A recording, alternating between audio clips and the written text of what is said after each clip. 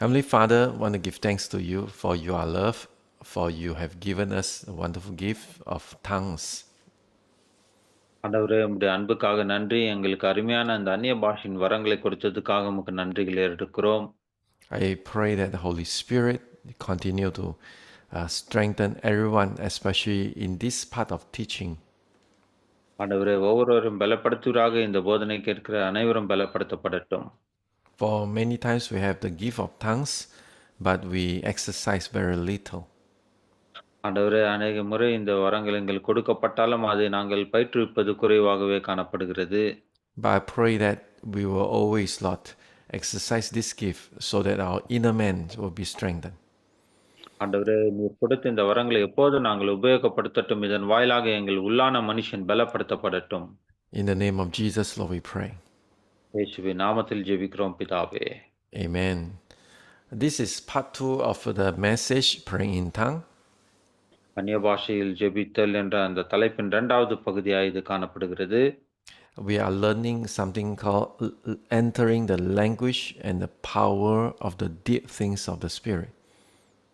ஆவின் ஆழங்களுக்குள் நம்மை அழைத்து செல்லும் மொழியையும் வல்லமையும் குறித்ததான அந்த காரியங்களை நாம் தொடர்ச்சியாக கற்றுக்கொண்டு வருகிறோம். Of course, this is a form of prayer in the depth of the Spirit. இப்படிப்பட்டதான ஆழத்திலிருந்து நாம் ஆவிக்குரிய ஜெபத்தை ஏறெடுக்கிற ஒரு ஜெபமா இது காணப்படுகிறது. And it is also a way, a channel to enter into the supernatural power of God. அது மாத்திரமல்லாமல் இது தேவனுடைய சித்தத்தின் அதிசயமான வழிக்குள் நம்மை அழைத்து செல்கிறதான ஒரு நுழைவாயும் காணப்படுகிறது. So if let's say Christianity is all about education, theology. கிறிஸ்தவம் என்பதே இந்த படிப்பின் காரியமும் இறையியல் காரியங்கள் என்றுதான் நினைத்து கொண்டிருக்கிறோம். All has to do with preaching from the pulpit. அது மாத்திரமல்லாமல் நம்ம அந்த பலிபீடத்திலிருந்து பிரசங்கத்தை செய்வதே கிறிஸ்தவம் என்று நினைக்கிறோம். Then the believers in their daily life, they couldn't experience any power of God. இப்படி நாம் செய்யும்போது விசுவாசிகள் தங்களுடைய வாழ்க்கையில அனுதினமும் கர்த்தருடைய வல்லமையை அவர்கள் பயன்படுத்திக் கொள்ள முடியாமலும் அதை அனுபவிக்க முடியாமலும் போய்விடுகிறார்கள். You know, sometimes we always encourage them to pray, but you know, if you don't have the power of the supernatural power of God, it is like sending petition after petition. அநேக நேரத்துல நம்முடைய விசுவாசிகளை ஜெபிக்கும்படி நாம் உற்சாகப்படுத்துகிறோம். ஆனால் அந்த ஜெபத்திலே வல்லமை காணப்பட வேண்டும். அது இயற்கைக்கு அப்பாற்பட்ட வல்லமையா செயல்பட வேண்டும். அப்படி இல்லாவிட்டால் அது எப்படியா இருக்கும் என்றால், வெறும் அந்த விண்ணப்பத்தை போடுகிறவர்களைப் போல, தொடர்ச்சியாக விண்ணப்பிக்கிறவர்களைப் போல தான் காணப்படும். So I want to explain to you, it is good to encourage people to pray, but one thing that edify a spirit man, you cannot exclude the prayer in tongue. அதாவது விசுவாசிகளை ஜெபிப்பதற்கு உற்சாகப்படுத்துவது மிகவும் நல்ல விஷயம்தான். ஆனாலும் கூட நாம் அவர்களை ஜெபிப்பதிலே உற்சாகப்படுத்தும்போது, உள்ளான மனுஷனை ஆவிக்குரிய விதத்திலே பலப்படுத்தி ஜெபிக்கத்தக்க விதத்திலே, இந்த விதத்திலே நாம் ஜெபிக்க அவர்களுக்கு கற்றுக் கொடுக்க வேண்டும். So when your members facing difficulties, you say pray more, pray more. You know what they are doing? They do more petition, asking God to help, please help me, help, please help me. நம்முடைய விசுவாசிகள வாழ்க்கையில இக்கட்டுகளையும், பிரச்சனைகளையும் அதிகமா சந்திக்கும்போது, நாம் அவர்களை பார்த்து சொல்லுவோம், "இன்னும் அதிகம் ஜெபி, அதிகம் ஜெபி." அதிகமா ஜெபிக்க சொல்லும்போது, அவர்களும் அதிகமா ஜெபிக்கும்போது என்ன நேடுகிறது என்றால், "ஆண்டவரே உதவி செய்யும், உதவி செய்யும், உதவி செய்யும்" என்று விண்ணப்பிக்கிறவர்களைப் போல தான் காணப்படுவார்கள். You see, that actually increase more frustration because you didn't edify their spirit in their prayer. இப்படியாக சொல்லிக் கொடுப்பது எப்படி தோன்றும் என்றால், இன்னும் அவர்களை ஆழமான அந்த மனசோர்வுக்குள்ளாக நடத்துமே தவிர, அந்த உள்ளான ஆவிக்குரிய மனுஷனை நாம் வார்த்தையில பலப்படுத்தி இப்படிப்பட்ட போதனைகளை அவர்களுக்கு கொடுக்க வேண்டியது அவசியமாய் காணப்படுகிறது. But if you tell them, when you pray, pray in tongues, pray in tongues, and you worship God, you after doing the petition, to give thanks to God, worship God, pray in tongues. You see, that more prayer will edify their spirit. ஜெபிக்கும்போது இப்படியாக அந்நிய பாஷையில ஜெபியுங்கள் என்று அவர்களுக்கு சொல்லிக் கொடுக்கும்போது, அதன் பிறகு ஆண்டவருக்கு நன்றி சொல்லுங்கள், ஆராதனை செய்யுங்கள். இப்படியான வார்த்தைகளின் மூலமாக அந்நிய பாஷையில எப்படி ஜெபிக்க வேண்டும் என்று சொல்லும்போது, அவர்களுடைய ஆவிக்குரிய உள்ளான மனுஷன் பலப்படுத்தப்பட்டு இன்னும் நன்றாக ஜெபிக்க ஆரம்பிப்பார்கள். So that's why I say, we must always learn, very important, to bring them to pray in tongues to edify their spirit. Yes, you have more prayer, your problem is there, but your spirit was strengthened in that prayer. உங்களுக்கு அநேகமான பிரச்சனைகள் காணப்படலாம். ஆனாலும் உங்களுடைய ஆவிக்குரிய மனுஷன் பலப்படுத்தப்பட வேண்டும். அதற்கேற்றாற் போன்ற போதனைகளும், வார்த்தைகளும் கொடுத்து அந்நிய பாஷையில ஜெபிக்க கொடுக்கும்போது, அவர்கள் இன்னும் பலன் அடைந்து அதிகமா ஜெபிக்க ஆரம்பிப்பார்கள். So, as customs or the practice in the church normally is like, pastor say, come, let's pray in tongues. So normally we'll, in the Sunday service, the best I think you could go is like 2 to 3 minutes praying in tongue. அ ஆராதனைகளிலே இது இப்படியாக நம்முடைய வழக்கமும், முறையுமாய் காணப்படுகிறது. நாம் ஜெபிக்கலாம் என்று சொல்லும்போது, ஒரு 2, 3 நிமிடங்கள் அந்நிய பாஷை பேசி அப்படியாக ஜெபிக்கிறவர்களாய் காணப்படுவார்கள். So in prayer meeting, perhaps you can pray more. So maybe you'll go after 5 minutes, maybe 10 minutes. I think most of the church can go 5 minutes. ஒரு சில ஜெப கூட்டங்களிலே 5 அல்லது 10 நிமிடங்கள் தான் இப்படியாக அந்நிய பாஷையில ஜெபிப்பார்கள். அதற்கு மேலாக அவர்கள் ஜெபிக்க மாட்டார்கள். But normally when I start to learn, when I start to exercise my praying tongues, I will set my clock 15 minutes and I'll pray continuously 15 minutes at least. இப்படியாக நான் அந்நிய பாஷையில ஜெபிக்க ஆரம்பிக்கும்போது, ஒரு நேரத்தை குறிப்பிட்டு வைத்துக் கொள்வேன். 15 நிமிடம் இப்படி நான் ஜெபிக்கப் போகிறேன் என்று சொல்லி, அந்த 15 நிமிடமும் அந்நிய பாஷைகளை பேசியே நான் ஜெபித்துக் கொண்டிருப்பேன். My highest record in one go pray in tongues is 4.5 hours. Pardon, Pastor? My highest record, my personal highest record, continuous pray in tongue is 4.5 hours. நான் அதிகமாக அந்நிய பாஷையில ஜெபித்த நேரம் எவ்வளவு என்று கணக்கிட்டு பார்க்கும்போது, சுமார் 4½ மணி நேரத்துக்கும் அதிகமாய் நான் அந்நிய பாஷையிலேயே ஜெபித்ததுண்டு. I experienced great things from God. I received new tongues. அப்படியாக ஜெபிக்கும்போது தேவனிடத்திலிருந்து பெரிய காரியங்களை பெற்றுக்கொண்டேன். புதிய பாஷைகளை தேவனிடத்திலிருந்து பெற்றுக்கொண்டேன். But why we would willing to go that far praying a long hours in tongues? Why? Because we understand the value, the benefits of tongues. ஏன் நாம் அந்த நேரத்திற்கு அந்த அளவுக்கு அதிகமாய் நம்மால அந்நிய பாஷையில ஜெபிக்க முடியவில்லை என்றால், அதனுடைய மதிப்பையும், அதிலிருந்து வருகிற ஆசீர்வாதத்தையும் நாம் தெரிந்து கொள்ளாதபடியினாலே தான் அப்படி நாம் ஜெபிக்காமல் போய்விடுகிறோம். I want to start with 5 types of tongues. அந்நிய பாஷையின் 5 வகைகளை குறித்து இன்றைக்கு நாம் பார்க்க போகிறோம். The more you understand the different types of tongues, the better for you to practice or to exercise your spiritual gifts. அந்நிய பாஷையின் வித்தியாசமான இந்த வகைகளை நாம் தெரிந்து கொள்ளும்போது, நம்முடைய ஜெபத்திலே வித்தியாசங்களையும், பலவிதமான வித்தியாசமான கருத்துகளையும், ஆழங்களையும் நாம் கற்றுக்கொள்வதற்கு ஏதுவாய் காணப்படும். You see, the scripture says, to others various kinds of tongues, to another the interpretation of tongues. This is found in 1 Corinthians chapter 12, verse 10. 1 கொரிந்தியர் 12:10 இப்படியாக வாசிக்கிறோம். வேறொருவனுக்கு அற்புதங்களை செய்யும் சக்தியும், வேறொருவனுக்கு ஆவிகளை பகுத்தறிதலும், வேறொருவனுக்கு பற்பல பாஷைகளை பேசுதலும், வியாக்கியானம் பண்ணுதலும் அளிக்கப்படுகிறது என்று அந்த வசனம் சொல்லப்பட்டிருக்கிறது. And this is referring to the gifts of tongues. இது ஆவிக்குரிய வரங்களை குறித்ததான காரியங்களை இங்கு நமக்கு சொல்லப்பட்டிருக்கிறது. There are tongues and there are also tongues that need to be interpreted. இங்கு அந்நிய பாஷைகளையும், அந்நிய பாஷைக்கான வியாக்கியானங்களையும் சொல்லுகிறதான அப்படிப்பட்ட அந்த வரங்களை குறித்து இங்கு சொல்லப்பட்டிருக்கிறது. So you understand it is not a monotonous tone of prayer, or it has many types. அதாவது ஒரே ராகத்திலே, ஒரே விதத்திலே இப்படியாக தொடர்ந்து ஜெபித்துக் கொண்டிருப்பதல்ல. அதிலே பல வகைகள் அந்நிய பாஷையிலே உண்டு. அதன்படி நாம் ஜெபிக்க வேண்டும். And then 1 Corinthians chapter 14 verse 4 says that the one who speaks in a tongue builds up himself. 1 கொரிந்தியர் 14:4 வாசிக்கிறோம். அந்நிய பாஷையிலே பேசுகிறவன் தனக்கே பக்தி உண்டாக பேசுகிறான். So praying in tongues is building ourselves. Preaching, prophetic preaching is building up the body of Christ, building up others. அதாவது நாம் தீர்க்க தரிசனங்களை சொல்லும்போது, பேசும்போதும் கிறிஸ்துவின் சபையை நாம் கட்டுகிறவர்களாய் காணப்படுகிறோம். அந்நிய பாஷைகளை பேசும்போது, அது நமக்கு தாமே பக்தி விருத்தி உண்டாக்குகிற காரியத்தை நம்மிலே கட்டி எழுப்புகிறதாய் காணப்படுகிறது. Many people they will have this trouble because they don't understand what they are saying. அநேகருக்கு இப்படிப்பட்ட பிரச்சனைகள் உண்டு. தாங்கள் சொல்வது என்னதென்று அறியாமல் இருக்கிறார்கள். But just like you receive, you feel the love of God. You don't understand.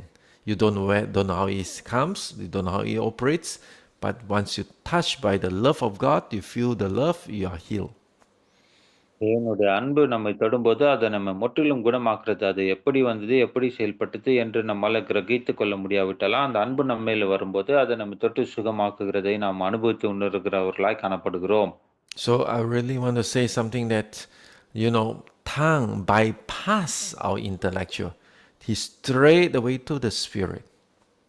நாம் அந்நிய பாஷையை பேசி நாம் ஜெபிக்கும்போது, அது நம்முடைய அறிவுபூர்வமான காரியங்களை தாண்டி நேரடியாக ஆவிக்குரிய தொடர்பிலே தேவனோடு நம்மை இணைக்க வைக்கிறது. Just like love of God, you don't see how it comes. You don't understand why you feel love, but the Spirit of God just straight away touch your spirit and you feel love. அது எப்படிப்பட்ட காரியத்திற்கு ஒத்திருக்கிறது என்றால், தேவனுடைய அன்புக்கு ஒப்பா இருக்கிறது. தேவனுடைய அன்பு வருகிறது. அது எப்படி வந்தது? எப்படி செயல்பட்டது? என்பதை நம்மால புரிந்து கொள்ள முடியாவிட்டாலும், தேவனுடைய அன்பை நாம் உணருகிறோம். அதை கிரகித்துக் கொள்கிறோம். அதிலிருந்து வந்த ஆசீர்வாதங்களை பெற்றுக்கொள்கிறோம். அதுபோல தான் இந்த அந்நிய பாஷையின் காரியங்களும். And God just pass by your soul, your understanding. It touch you with love. Same to pray in tongues. You don't understand what you pray. You don't really know how it operates. But once you pray, your spirit man is building up. எப்படி இந்த தேவ அன்பு நம்ம மேல வரும்போது நாம் அதை உணர்கிறோமோ, அதை நம்மால புரிந்து கொள்ளவில்லை. அது எப்படி வந்தது? எப்படி செயல்பட்டது என்று. அதுபோல தான் அந்நிய பாஷையை நாம் புரிந்து கொள்ளாவிட்டாலும், தேவனுடைய தொடுதலை நாம் உணர்கிறோம். அதிலிருந்து வருகிறதான அந்த ஆவிக்குரிய காரியங்களை நாம் பெற்றுக்கொண்டு செயல்படுகிறவர்களாய் காணப்படுகிறோம். First type of tongues is spiritual warfare tongues. அந்த முதல் அந்த அ அந்நிய பாஷையின் வகை என்னவென்றால், ஆவிக்குரிய போராட்ட அந்நிய பாஷை. It's very loud, very fervent. Sometimes it's very forceful prayer. அது அநேக நேரத்திலே சத்தத்தை உயர்த்துகிறதாய் காணப்படும், வல்லமையூட்டப்பட்டதாய் காணப்படும். மிகவும் வல்லமையா செயல்படுகிறதைப் போல தான் நம்முடைய ஜெபங்கள் காணப்படும். That person can be very gentle. That ladies can be very, very, very nice. But when they start to pray warfare tongues, the voice is become loud, and because it's empowered by the Holy Spirit. அந்த ஜெபிக்கிற நபர் ஒரு மென்மையான நபராகவோ, மென்மையான சகோதரியாய், சாந்தமுள்ளவராய் காணப்பட்டாலும், இப்படிப்பட்ட அந்த ஆவிக்குரிய போராட்ட அந்நிய பாஷையில் அவர் ஜெபிக்கும்போது அவர்களுடைய சத்தம் உயர்த்தப்படும், அங்கு வல்லமையினால் நிரப்பப்படும், பயங்கரமாய் அங்கு கூக்குரலிட்டு வல்லமையோடு ஜெபிக்கிறவர்களாய் காணப்படுவார்கள். So when you're empowered by the Holy Spirit, you break through the darkness and you destroy the works of the enemy. இப்படியாக அந்த வல்லமையினால் அந்நிய பாஷையில நிரப்பப்பட்டு ஜெபிக்கும்போது இருளை உடைத்து சத்துருவின் கிரியைகளை அழித்து ஜெபிக்கிற பரிசுத்த ஆவியினால நிரப்பப்பட்ட ஒரு ஜெபமாய் அந்த ஜெபம் காணப்படும். So that is something that's so powerful. When you pray loud, you pray in the spirit, you pray in that kind of form of prayer, the enemies will back off. இப்படிப்பட்ட அந்நிய பாஷையில ஜெபிக்கும்போது சத்தமாக ஜெபிப்போம், வல்லமையினால நிரப்பப்பட்டு ஜெபிப்போம். அப்போது சத்துருவின் சகல கிரியைகளும் அங்கு அழிந்து போகிறதை நம்மால பார்க்க முடியும். Especially sometimes we feel very heavy, the spirit of heaviness over us, or we feel we are oppressed, or we feel there are darkness that cover us. அநேக நேரத்தில் ஒரு விதமான பாரங்களும், ஒரு விதமான அழுத்துதல்களும் நம்மால இப்படி நாம் நிரப்பப்பட்டு இருக்கிறதான அந்த சூழ்நிலைகளிலே, Then you start this spiritual warfare prayer. You just break through, you pierce through the darkness, and you receive victory spiritually. அப்படிப்பட்ட இந்த ஆவிக்குரிய அந்த நேரத்தில் இந்த ஆவிக்குரிய போராட்ட அந்நிய பாஷையிலே நாம் ஜெபிக்கும்போது எல்லா கட்டுகள் உடைந்து அங்கு ஒரு ஜெயத்தையும் விடுதலையும் நம்மாலே பார்க்க முடியும். And sometimes this kind of prayer also invite the infilling of the Holy Spirit. You receive power, the Holy Spirit fills you once again. இப்படிப்பட்டதான நேரத்திலே நாம் அந்த ஆவிக்குரிய போராட்ட அந்நிய பாஷையில் ஜெபிக்கும்போது மறுபடியும் ஆவியானவர் நம்மை நிரப்புவார். நம்முடைய வல்லமையினாலே நம்ம இடை கட்டுகிறதை நம்மாலே உணர முடியும். Second thing is the gentle and soft expressions of tongues. We call it the worshipful tongue. 2வதாக தேவனோடு இன்னும் ஆழமான ஐக்கியத்தில் அவர் மேலே காத்திருக்கும் மனநிலைமைக்கு நம்மை வழிநடத்தும் மென்மையான, அமைதியான ஆராதனையின் வெளிப்பாடுகள். Colossians chapter 3 says that we sing in the spirit, we to praise God in hymns, in songs, in chorus, and also in the spirit, singing in the spirit. கொலோசியர் 3ல வாசிக்கிறோம். சங்கீதங்கள்னாலும், கீர்த்தனைகள்னாலும், பாடல்களினாலும், ஆராதனையினாலும் அவரை மென்மையா பாடி ஆராதனை செய்கிற அப்படிப்பட்டதான ஒரு ஜெபம். You see, when you sing in the spirit, Siriala Harabayante, you see, that is, you are basically not praying in tongues, but you sing in tongues. நாம் ஆவிக்குரிய விதத்தில் அந்நிய பாஷைகளை பேசி நாம் பாடி ஜெபிக்கும்போது, அது வெறும் பாடலே நம்ம அந்நிய பாஷை பேசுவதில்ல. அந்நிய பாஷையில பேசி அப்படியே நாம் பாடுகிறவர்களாய் காணப்படுகிறோம். And you are not asking something from God. You are actually like praising God. You love God. You want to get deeper communion with God. இப்படியாக நாம் பாடி நாம் ஜெபிக்கும்போது தேவனிடத்திலிருந்து ஏதோ கேட்பதல்ல, அந்நிய பாஷையிலே பாடி தேவனை நாம் ஆராதித்து அவரை உயர்த்தி அவரை மகிமைப்படுத்துகிறதாய் அது காணப்படும். There is a limit in the lyrics the song we have today. But when you sing in the spirit, you cross beyond all those limits. இப்போது நாம் பாடுகிறதான பாடல்களுக்கு, அந்த பாடல்களின் அர்த்தங்களுக்கு அளவுகள் உண்டு, மதிப்பீடுகள் உண்டு. ஆனால் ஆவியிலே நாம் நிரம்பி அந்நிய பாஷையிலே பாடும்போது, அளவுக்கு அதிகமான விதத்திலே தேவனை நாம் உயர்த்தி பாடி, அவரை நாம் மகிமைப்படுத்துகிறவர்களாய் காணப்படுகிறோம். And I just believe that every times when we sing in the spirit, Holy Spirit will minister to us. ஒவ்வொரு முறையும் இப்படி நம்ம ஆவியில அந்நிய பாஷையில நிரம்பி பாடி தேவனை துதிக்கும்போது, அப்போது பரிசுத்தாவினர் கடந்து வந்து நமக்கு ஊழியம் செய்கிறவராய் காணப்படுகிறார். You see, many times we ask many things from God, but there's one prayer is so important. Is ask God, make us love you more. Make us love you more. And singing in the spirit can do these works very well. மிக நேரத்திலே அதிகமான காரியங்களே, அதிக விண்ணப்பங்களை ஜெப காரியங்களை தேவனிடத்தில் ஏறெடுக்கிறோம். ஆனால் ஒரு காரியங்களை நாம் ஜெபிக்க மறந்து விடுகிறோம். நாம் ஜெபிக்க வேண்டிய முக்கியமான காரியம் என்னவென்றால், ஆண்டவரே இன்னும் உம்மை அதிகமா நேசிக்க எனக்கு உதவி செய்யும் என்று சொல்லி நாம் ஜெபிக்க வேண்டும். அது எப்பொழுது வரும் என்றால், இப்படி நாம் ஆவியில அந்நிய பாஷையில ஜெபித்து பாடும்போது தான் தேவனை அதிகமாய் நாம் நேசித்து ஆராதிக்க முடியும். So how you able to do this prayer? It's not loud, but you just sing freely under the inspiration of the Holy Spirit. இதை நீங்கள் எப்படி செய்வீர்கள்? ஏதோ சத்தமாய் பாடுவதினால் அல்ல, ஆவியினாலே உந்தப்பட்டு ஏவப்பட்ட ஆவியினாலே அந்நிய பாஷையில நிரம்பி அவரை பாடி துதிக்கும்போது, இப்படிப்பட்டதான அந்த தேவனுடைய அன்பை நாம் அதிகமாக ருசித்து பாட God is முடியும். God is looking those who worship God in truth and in spirit. And this part is very good because when they sing in the spirit, there are no more limits by the lyrics, the meaning of the lyrics, but rather they will pour out the heartfelt worship before God. இப்படியாக ஜெபித்து பாடுகிறவர்கள், அந்த பாடல்களின் வரிகளின் அடிப்படையிலே தேவனை துதித்து ஜெபிக்க ஆராதிக்காமல், ஆவியினாலே ஏவப்பட்டு, அளவு கடந்த விதத்திலே தேவன் மேலே அன்பு செலுத்தி, ஆவியினாலே நிரப்பப்பட்ட ஆவியின் ஏவுதலினாலே பாடுகிறவர்களாய் காணப்படுவார்கள். And number 3 is edifying tongues. 3வது விதமான அந்த வகை என்னவென்றால், அந்த பக்தி விருத்திக்கான அந்நிய பாஷையில் செய்கிற ஒரு ஜெபம்.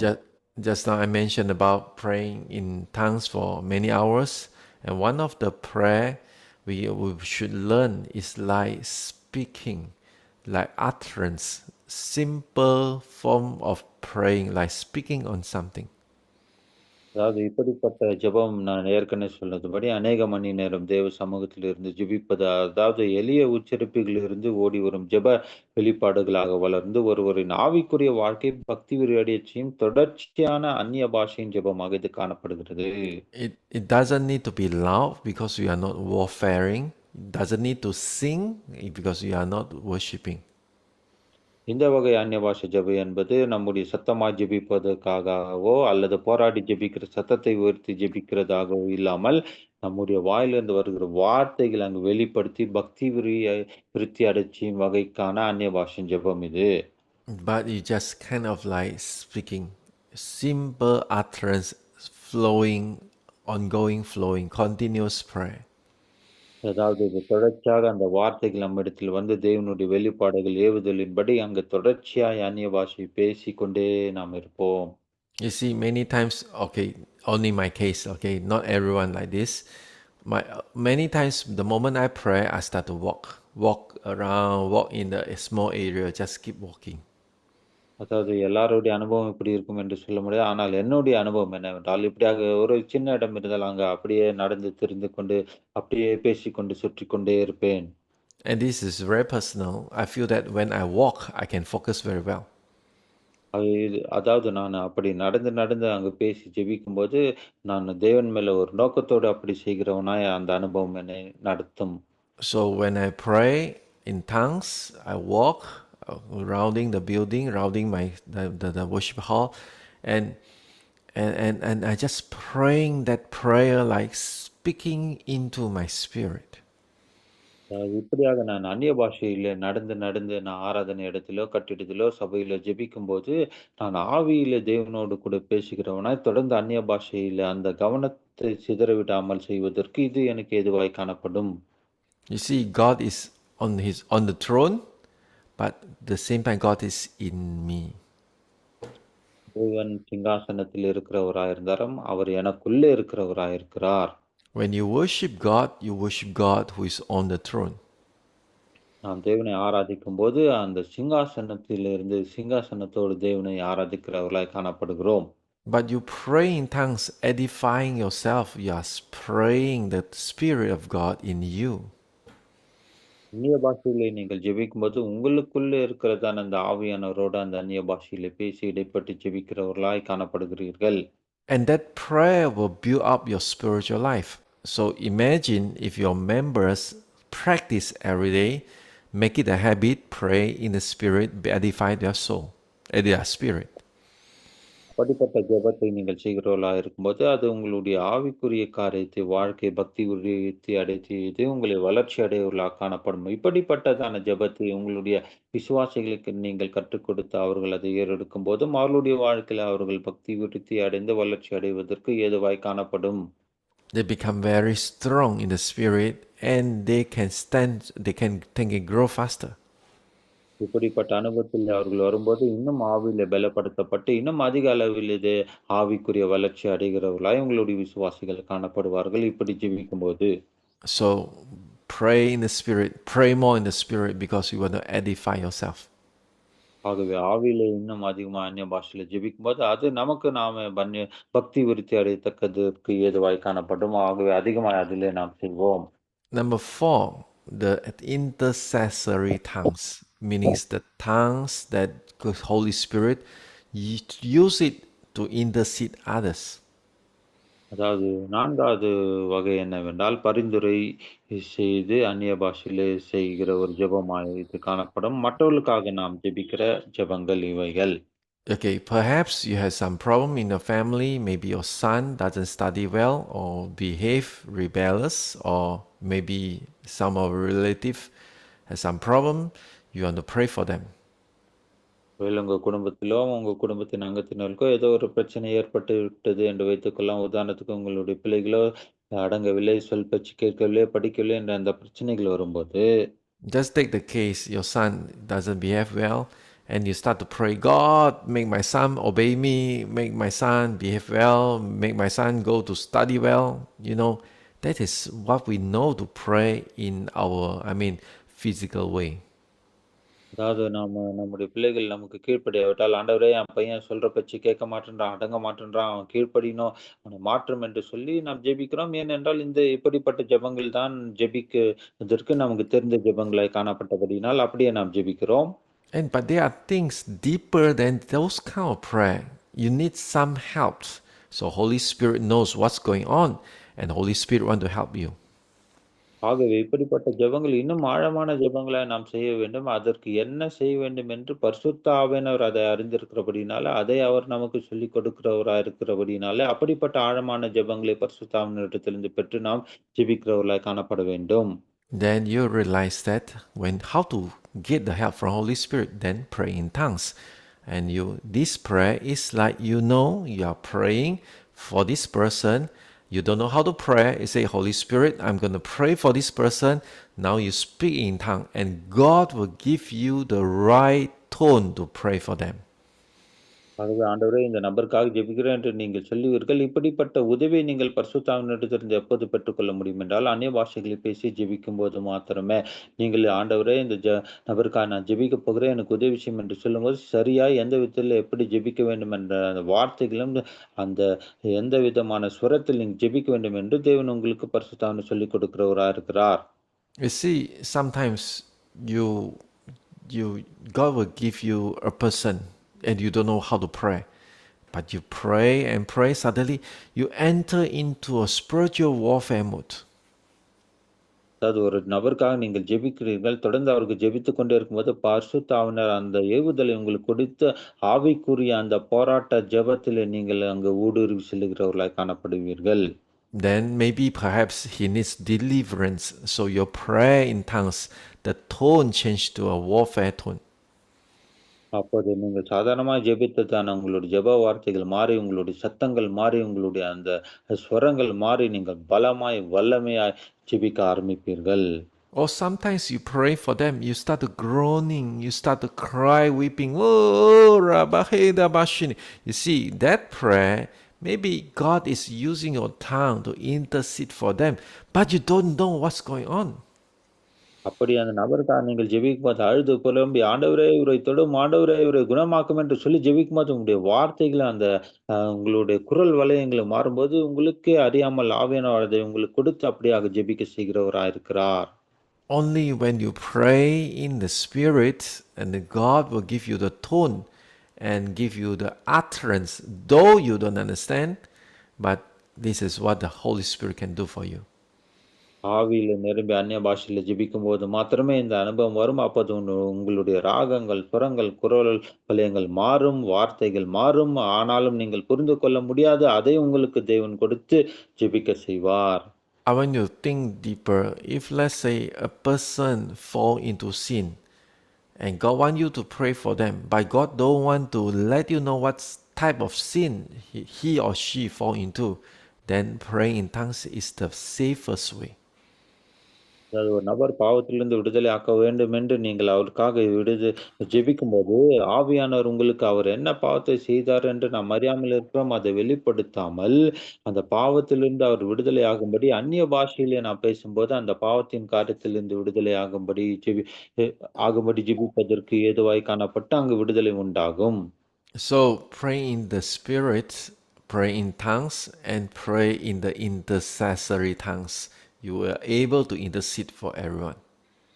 ஆகவே ஆவிலே ஜெபியுங்கள், அந்நிய பாஷையில் நிரம்பி ஜெபியுங்கள். மற்றவர்களுக்காக மன்றாடி பரிந்துரை செய்து ஆவிலே நாம் ஜெபிக்கிறவர்களாய் காணப்பட வேண்டும்.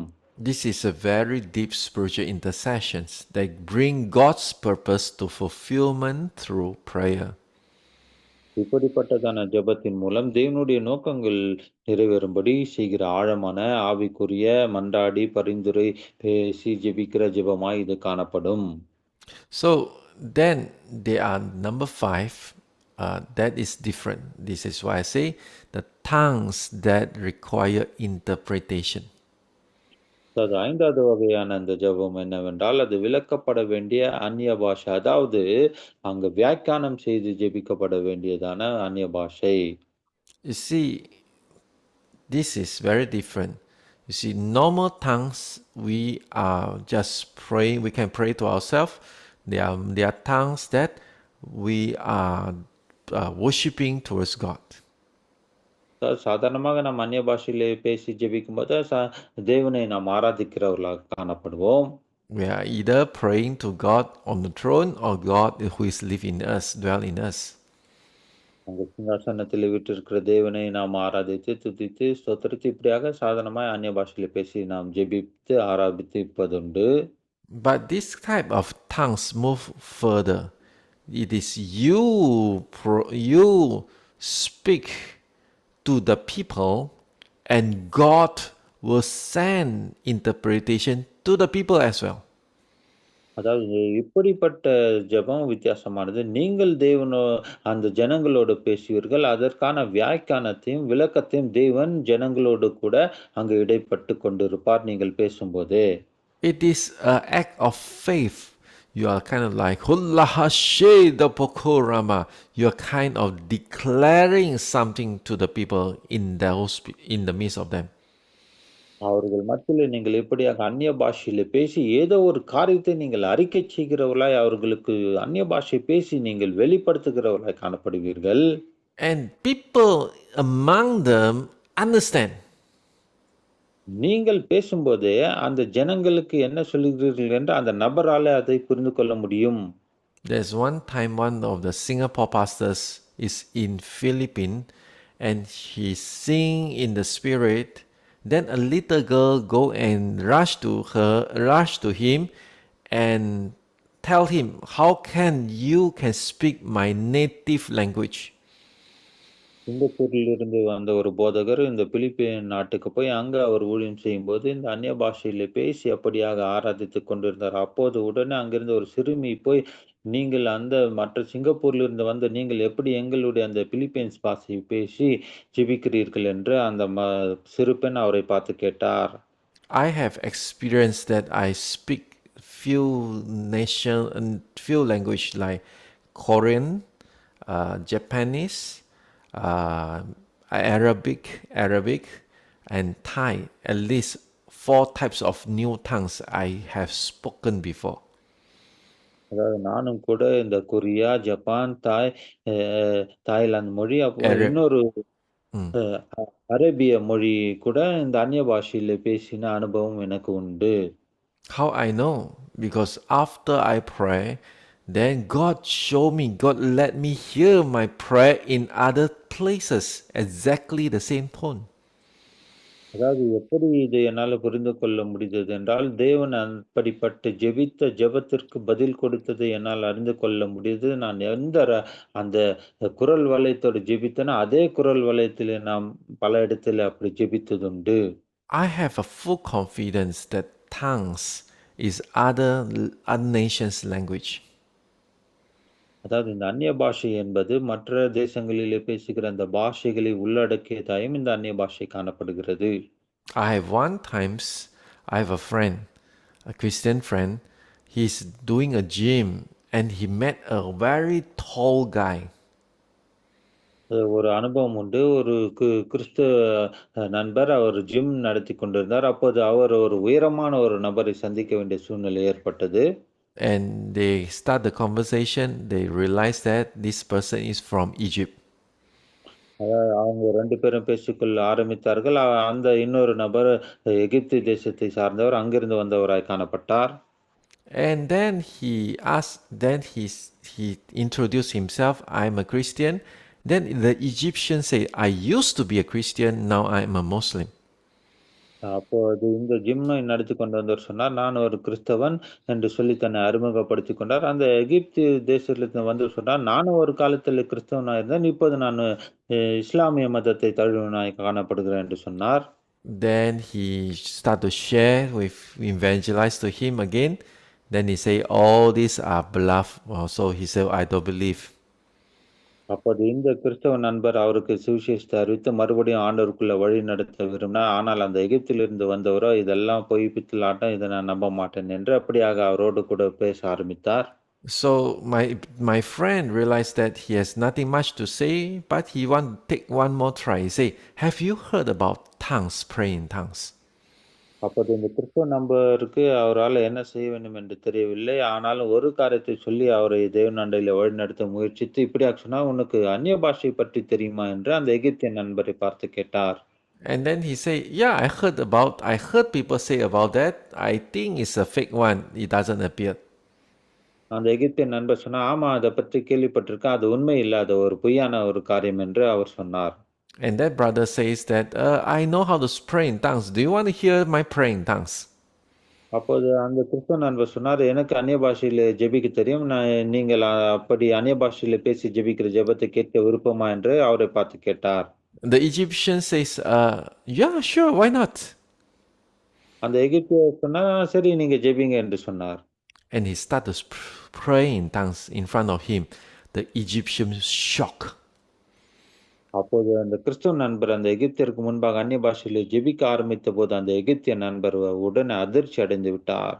He said, where do you learn this language? It's my ancient Egyptian language, my mother tongue. அப்போது அந்த எகிப்திய நண்பர் சொன்னார், "நீங்கள் பேசினதான அந்நிய பாஷை என்னுடைய தாய் பாஷையாய், அது பழங்குடியினராக எகிப்திய மக்கள் பேசுகிற அந்த பாஷையை உங்களால எப்படி கற்றுக்கொண்டு பேச முடிந்தது?" என்று கேட்டார். Both of them are surprised, and my friend asked, what did I say? அப்போது அந்த 2 பேருக்கும் ஆச்சரியமான விஷயம் நடந்தது. உடனே அந்த கிறிஸ்துவ நண்பர் கேட்டார், "நான் என்ன பேசினேன் என்று உங்களுக்கு புரிந்ததா? அதை சொல்லுங்கள்" என்று கேட்டார். And Egyptians say, you say very clearly that praise and glory unto the King of Kings. அவர் சொன்னார், எகிப்து நண்பர், "எல்லா துதி, கன, மகிமையும் ராஜாதி ராஜாவாகிய தேவன் ஒருவருக்கே என்று நீங்கள் சொன்னீர்கள்" என்று சொன்னார். Then he said, let me speak more. Then he started to speak more. உடனே அந்த கிறிஸ்து நண்பர் இன்னும் அதிகமாய் பேச ஆரம்பித்தார் அங்க அந்நிய பாஷையிலே. And the Egyptian says, you have speak very profound ancient Egyptian language that even I couldn't understand, but I know what you are speaking Egyptian language. நீங்கள் பேசினதான இந்த எகிப்து மொழியும் மிகவும் பழமையான எகிப்திய ஜனங்கள் பேசுகிற மொழி. அது ஆழமான கருத்துக்களை அடைந்ததா இருக்கிறது. என்னால முழுவதும் புரிந்து கொள்ள முடியாவிட்டாலும், அதன் அர்த்தத்தை என்னால் அறிந்து கொள்ள முடிந்தது என்று அந்த எகிப்து நண்பர் சொன்னார். You must understand, now today Egyptian has lost their language. They all speak in Arabic. இன்றைக்கு எகிப்திய ஜனங்கள் மத்தியில அந்த அவர்களுடைய முற்பிதாக்கள் பேசின பாஷை மறந்து அவர்கள் அரேபிய மொழியை பேசுகிறவர்களாய் தான் காணப்படுகிறார்கள். So first thing you must understand, praying in tongues, even though you don't understand, it is a language by the Holy Spirit, a language of certain nation or even angelic language. அதாவது உங்களுக்கு புரிந்து கொள்ள முடியாவிட்டாலும் நீங்கள் அந்த அந்நிய பாஷையை பேசுங்கள். ஏனென்றால் அது தேவதூதர்கள் பாஷைகளாகும். இந்த ஆவியானவராலே கொடுக்கப்பட்டு பேசுகிறதான பாஷையா உங்களுக்கு அது காணப்படுகிறது. So praying in tongues, and while you pray in tongues, you doesn't need interpretation, but the gift of tongues needs to require a gift or interpretation. அதாவது அந்நிய பாஷைகளை பேசும்போது அதை வியாக்கியானம் செய்ய வேண்டும் என்ற அவசியம் இல்லை. ஆனாலும் இந்த அந்நிய பாஷையின் வரத்திற்கான பாஷை நீங்கள் பேசும்போது அதற்கான வியாக்கியானத்தை நாம் கொடுக்க வேண்டியவர்களாய் காணப்படுகிறோம்.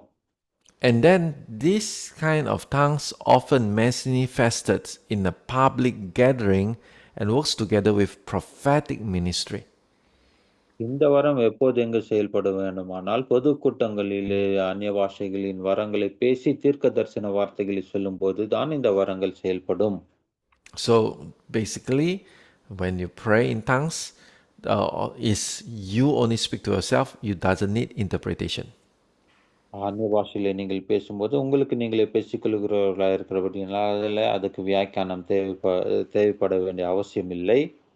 But the gifts of tongues, yes, is only when there's interpretation, they only will edify the whole body of Christ. அதாவது அந்த அந்நிய பாஷையின் வரமான செயல்படும் போது கிறிஸ்துவின் சபையில அது வெளிப்படுத்தப்படும் போது அது எல்லாருக்கும் உபயோககரமாய் காணப்படும். Sometimes you will see people as the gift of tongues, and they have another person has the interpretation of tongues. Pardon, Pastor? Sometimes you will see a person, he has a gift of tongues, and in that same setting, another person has the interpretation of tongue, the gift of interpretation of tongue. ஒரு சில நேரத்துல ஒரு சிலர் என்ன செய்வார்கள், இந்த அந்நிய பாஷையின் வரத்தை பேசுவதை அப்படியே விட்டு விடுவார்கள். ஆனால் வேறொருக்கோ அதை வியாக்கியானம் பண்ணுகிற வரங்களும் அங்கு கொடுக்கப்பட்டு, அதை அவர் வியாக்கியானம் செய்கிறவராய் காணப்படுவார். But sometimes when there's no interpretation of tongues, the gift of interpretation of tongues around that in that meeting, the person who released the gift of tongues, and he will also receive the gifts to interpret the tongues. ஒரு சில வேளைகளிலே ஒருவர் அந்நிய பாஷை பேசுவார், மற்றொரு வியாக்கியானம் செய்வார். ஆனால் ஒரு சில வேளைகளிலே என்ன நடக்கும் என்றால், யார் அந்த அந்நிய பாஷை பேசுகிறாரோ, அவரே அதற்கான வியாக்கியானத்தையும் கொடுக்க ஆரம்பிப்பார். I remember, if I don't mistaken, is Derek Prince. ஒரு காரியத்தை நினைவுபடுத்துகிறேன். டெரிக் பின்ஸ் அவர்களுடைய உதாரணம் என்று நான் நினைக்கிறேன். You know, that very profound Bible teacher. There's in one of his meeting, some ladies releasing a very sweet gift of tongues, but there is another person come in to interpret the tongues in the very harsh way. அதாவது இந்த Derek Prince அவர்கள் ஆழமான வேத பாடங்களை சொல்லிக் கொடுக்கிற ஒரு நபரா இருந்தார். அவருடைய கூட்டத்திலே ஒரு பெண்மணியானவர் இப்படி அந்நிய பாஷைகளை பேசிக் கொண்டிருந்தார். ஆனால் இன்னொரு நபர் அதற்கான வியாக்கியானத்தை மிகவும் கடினமான விதத்திலே அதை அவர் வியாக்கியானப்படுத்தி வெளிப்படுத்திக் கொண்டிருந்தார். When there is a wrong interpretation, the spiritual atmosphere become not that good. The spiritual atmosphere was disturbed. ஆகவே இவர் பேசின அந்நிய பாஷைக்கான அவர் கொடுத்த வியாக்கியானம் தவறாய் இருந்தபடியினால அங்க ஆவிக்குரிய சூழ்நிலையே முற்றிலுமாக மாறுபட்டதா காணப்பட்டது. And then later, Derek Prince, stood up, he took over, and he said the correct interpretation is this. Then he interpret the tongues once again. ஆகவே டெரிக் பிரின்ஸ் என்ற அந்த ஊழியர் சூழ்நிலை அறிந்து கொண்டு உடனே எழும்பி நின்று தவறாய் வியாக்கியானப்படுத்தினதான அந்த வியாக்கியானத்தை தடுத்து இதுதான் சரியான இந்த அந்நிய பாஷைக்கான வியாக்கியானம் என்று சொல்லி அதற்கான அர்த்தத்தை அவர் சொல்லி அங்கு அர்த்தத்தை கூறினார். The sweet presence of God just filled the place, and they all give glory to God and start to worship. உடனே அங்கு இனிமையான தெய்வ பிரசன்னம் கடந்து வந்தது. எல்லாரும் தேவனை மகிமைப்படுத்தி தேவனை ஆராதிக்க ஆரம்பித்தார்கள். அந்த ஆவிக்குரிய சூழ்நிலையே மாறுபட்டது. The person who interprets wrongly, he walked away from the meeting, and apparently this person was hurt spiritually before the meetings. So actually the spirit is not correct. The spirit is not right. அது எந்த நபர் வியாக்கியானம் சொன்னாரோ, உடனே தவறான வியாக்கியானத்தை சொன்னாரோ, அவர் அந்த கூட்டத்தை விட்டு வெளியேறினார். ஏனென்றால் அந்த கூட்டத்திற்கு வருவதற்கு முன்பாகவே அவர் மனநிலைமை பாதிக்கப்பட்டு சோர்வுற்றவராய் இருந்தபடியினாலே, அப்படிப்பட்ட தவறான வியாக்கியானத்தை செய்து அங்கிருந்து கடந்து போய்விட்டார்.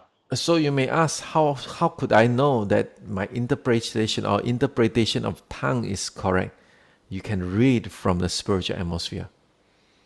அதாவது நீங்கள் செய்கிறதான அந்த அந்நிய பாஷைக்கான வியாக்கியானம் சரியானதா, இல்லையா என்று எப்படி நீங்கள் புரிந்து கொண்டு அறிந்து கொள்ள முடியும் என்றால், அந்த ஆவிக்குரிய சூழ்நிலையை நீங்கள் உணரும்போது, அதிலே நீங்கள் செய்கிற வியாக்கியானம் சரி அல்ல தவறு என்பதை உங்களாலே புரிந்து கொள்ள முடியும்.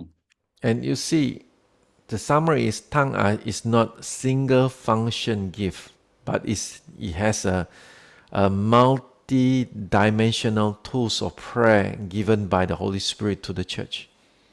ஆகவே இந்த அந்நிய பாஷையின் 5 வகைக்கான இந்த சுருக்கமான கருத்து என்னவென்றால், அந்நிய பாஷை ஒரே ஒரு நோக்கத்திற்காக கொடுக்கப்பட்ட வரமாக அது இல்லாமல், அது சபைக்கு கொடுக்கப்பட்ட பல பரிமாணங்களை கொண்ட ஜெப கருவியாக கருதப்படுகிறது.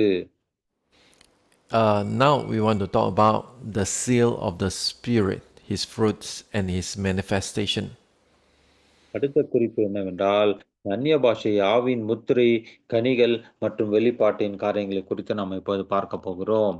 We all know that when we are filled when we are saved, we receive the promise of the Holy Spirit as a seal.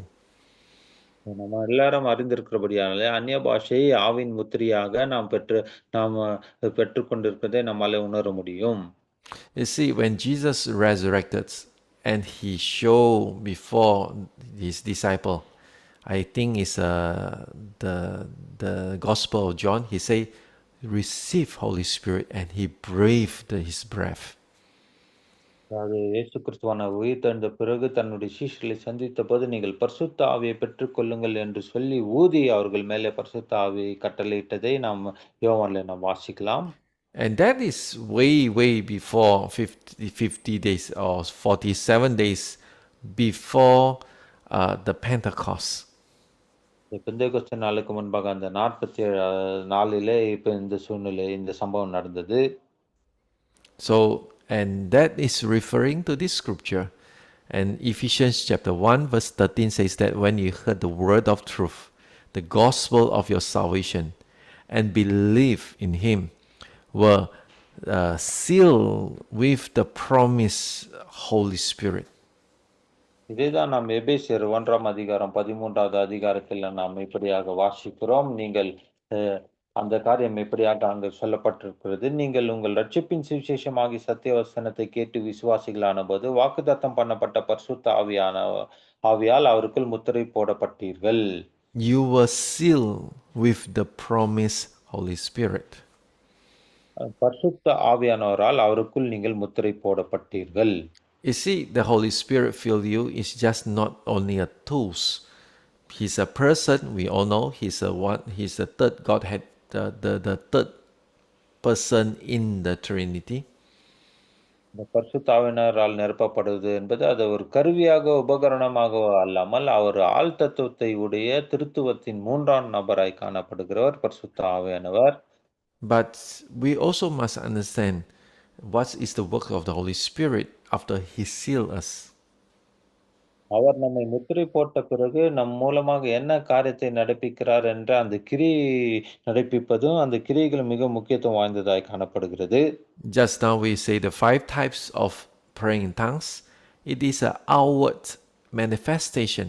It's the gift of the Spirit. 5 விதமான இந்த அந்நிய பாஷையின் ஜெபத்தின் வகைகளை பார்த்தோம். அது ஆவியான நம்மிலிருந்து உள்ளுக்குள்ளிருந்து வெளிப்படையாக செயல்படுகிறதான வெளிப்பாட்டின் செயல்பாடுகளை தான் நாம் கற்றுக்கொண்டோம். But the gift is for the fruits of the Holy Spirit. So the Bible says that Galatians chapter 5 verse 22 to verse 23 says, but the fruit of the Spirit is love, prema, joy, or should I say agape? Okay, joy, peace, patience, kindness, goodness, faithfulness, gentleness, self-control. அதாவது கலாத்தியர் 5:22, 23 சொல்லப்பட்ட ஆவின் கொடி அன்பு, சந்தோஷம், சமாதானம், நீடி, பொறுமை, தயவு, நற்குணம், விசுவாசம், சாந்தம், இச்சடக்கம் இப்படிப்பட்ட வைகளுக்கு விரோதமான பிரமாணம் ஒன்றுமில்லை. இது அந்நிய பாஷையின் அந்த ஆவியானவருடைய அந்த வரங்களோடு கூட செயல்படுகிறதான நமக்குள்ளே செயல்படுகிற கனிகளை குறிக்கிறது. So we will see that the fruit of the gift of the Holy Spirit and the seal of the Holy Spirit. Now we also must understand there is a part, we call it the fruit of the Holy Spirit. பரிசுத்தாவினை கரத்தை பார்த்தோம், பரிசுத்தாவினை முத்திரை பார்த்தோம். அதே வேளையிலே இந்த பரிசுத்தாவினை கொடுக்கப்படும் போது நமக்குள்ளே கிரை செய்கிறதான இந்த கனிகளை குறித்து இப்ப நம்ம பார்க்க போகிறோம். So the tongue may serve as a sign of the Holy Spirit works, but they are not the only evidence. And the fruit of the Spirit is the true evidence of the spiritual maturity. ஆமென். அதாவது அந்நிய பாஷையான இந்த அடையாளமானது பரிசுத்த ஆவியின் கிரியின் ஒரு அடையாளமாக இருக்கலாம் அந்நிய பாஷை பேசுவது. ஆனாலும் அவை மட்டுமே ஒரு ஆதாரமாக, அடையாளமாக இல்லாமல் ஆவியின் கனியோ ஆவிக்குரிய முதிர்ச்சியின் உண்மையான ஆதாரமாக காணப்படுகிறது. You see, we must understand. We must understand.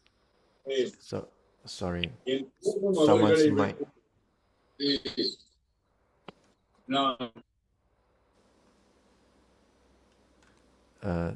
Someone's mic it doesn't mute. Okay, the tongues may serve as a. You see, sometimes we must understand that we have the fruit of the Holy Spirit is the sign of maturity. When we pray in the Spirit, it doesn't prove that we are matured. அநேக நேரத்தில் நாம் இப்படி நினைக்கிறோம், அந்நிய பாஷைகள் பரிசுத்த ஆவியின் கிரியின் ஒரு அடையாளமாக இருக்கலாம் என்று. ஆனாலும் அப்படியாக அவைகள் காணப்படாமல் ஆவியின் கனியோ ஆவிக்குரிய முதிர்ச்சியின் உண்மையான ஆதாரமாக காணப்பட வேண்டும்.